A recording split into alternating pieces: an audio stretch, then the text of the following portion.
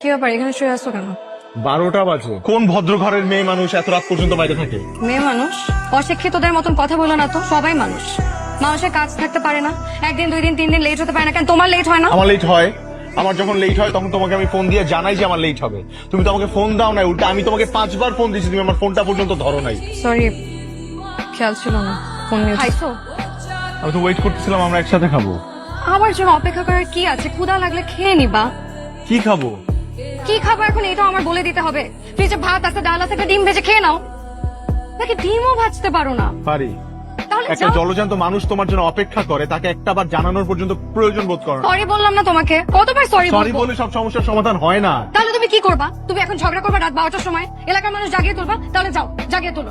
আমি টায়ার্ড, আমি পারবো না, আমি ঘুমাবো। যাও কিছু একটা খেয়ে এই ঘুমাও। দাঁড়া, সকালে কথা হবে।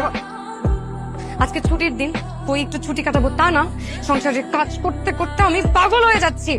এই কয়টা বাজে যে এখনো ঘুমায় আসো? এই কয়টাই বাজুক, ছুটির দিন একটু আরাম করে ঘুমালে সমস্যা কি? সমস্যা আছে। আজকে যে বুয়া আসবে না, আগে বলছো তুমি আমাকে। আগে বললে কি হইতো? তুমি কি জাদু মন্ত্রদের নতুন একটা বুয়া পয়দা করতা? সেটা পারতাম না। মাকে আমি ফোন দিয়ে বলে রাখতাম আমি বাসায় যেতে পারতাম। তুমি বাসায় থাকবা, ঘর মুছবা, কাপড় চোপড় ধোবা, ঝাড়ু দিবা, রান্না করবা। এগুলো ঘরের বউয়ের কাজ, এগুলো আমি কেন করবো? এগুলো তোমার দায়িত্ব। আমি ঘরের বউ, চাকরানি না। বাইরের দেশে যে দেখো, সংসারের কাজ দুজন ভাগাভাগি করে করে। তুমি কি করছো আমার জন্য? আর চাকরি কি তুমি শুধু একা করো, আমি চাকরি করি না?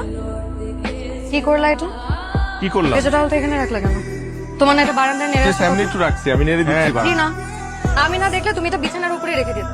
তোমাকে কতবার বলছি যে খাবার খেয়ে প্লেটটা রান্নাঘরে রাখবা, জুতাটা রাখবা শু রেখে, কিন্তু তুমি তো পারো না। প্রত্যেকটা কাজ প্রত্যেকবার আমার করতে হয়। তোমার প্যান্ট শার্ট বাসার মধ্যে সব জায়গায় এলোমেলো হয়ে থাকে। শোনো, এতদিনে না একটা গরু ছাগলকে ট্রেন করলে একটা গরু ছাগলও ট্রেন্ড হয়েছে, কিন্তু তোমাকে আমি কিছু শেখাতে পারলাম না। চিল্লাইতেছো তো চিল্লাবো না তো কি করবো?